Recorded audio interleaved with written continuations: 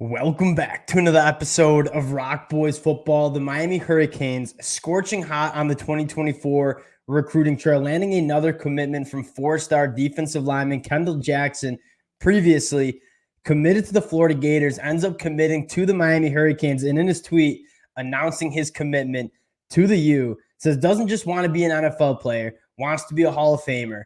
And there's no better way to become a Hall of Famer than to be coached by one, obviously referring to Jason Taylor.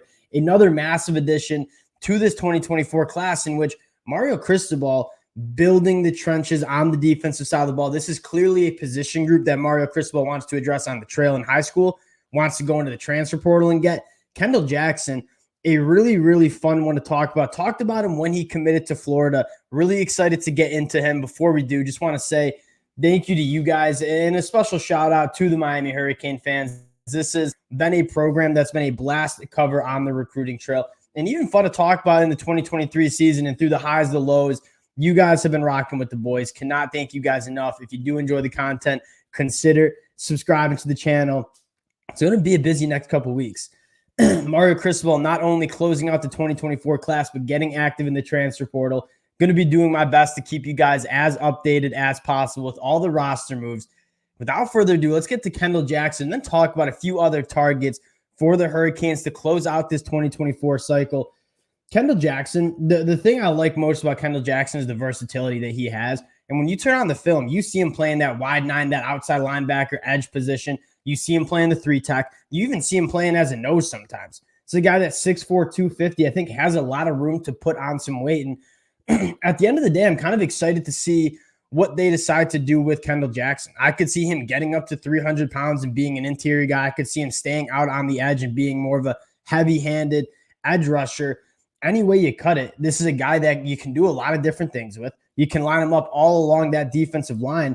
And what I like most, and most of you guys know when I talk recruiting, I love to see production on the football field. I think sometimes when you're talking about these kids coming out of high school, we love talking height, weight, track times, and not enough emphasis goes to, okay, what do they look like on Friday nights?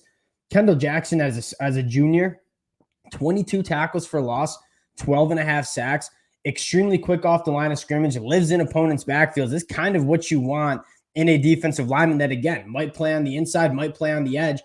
Kind of similar to the Ruben Bain comp, like a little bit of a tweener, but it worked out with Ruben Bain just fine. Kendall Jackson, you're hoping to get that same type of development.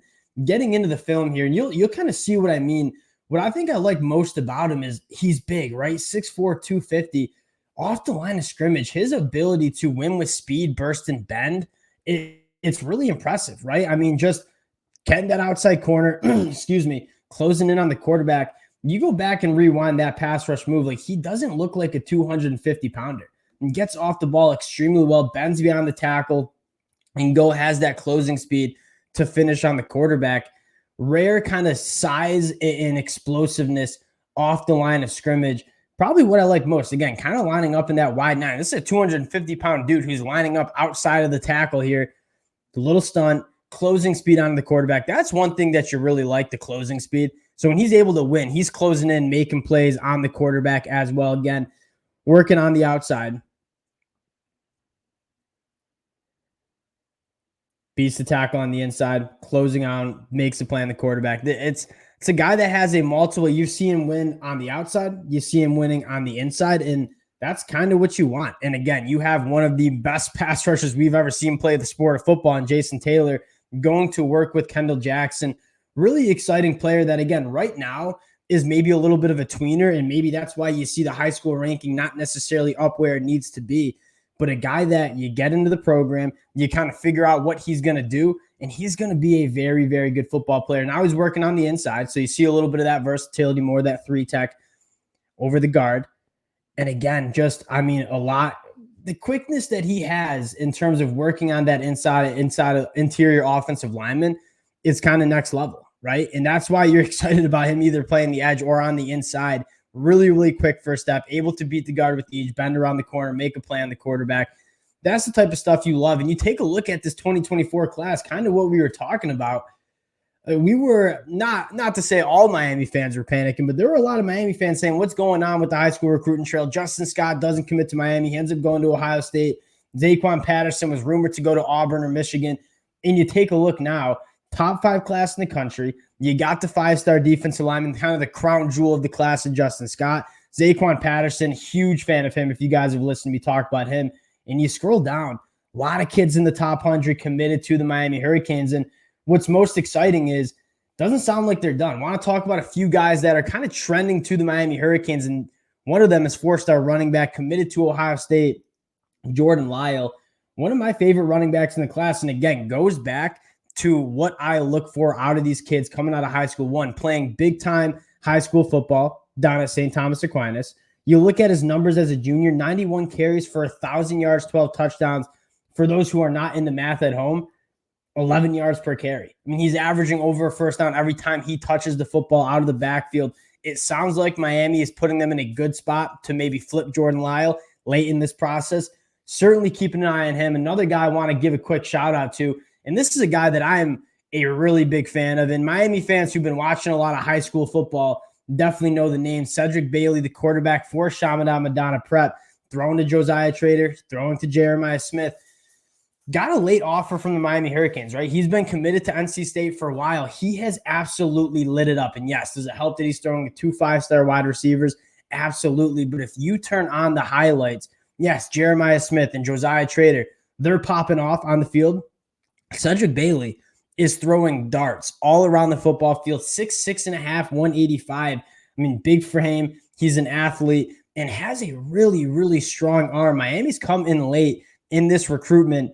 I would really like to see Cedric Bailey wind up a Miami Hurricane. That's not a knock on Judd Anderson, who I also think could be a really good football player. And what I look at is you're bringing in two quarterbacks here, Cedric Bailey and Judd Anderson, that have massive, massive upside. And so the chances of one of those guys working out and being a really good quarterback for the Hurricanes is relatively high. I would love to see CJ Bailey stay home with the Miami Hurricanes. The last guy we got to talk about real quick, CJ Clark from NC State. This is a transfer portal target. We've talked about him plenty in the last couple of weeks.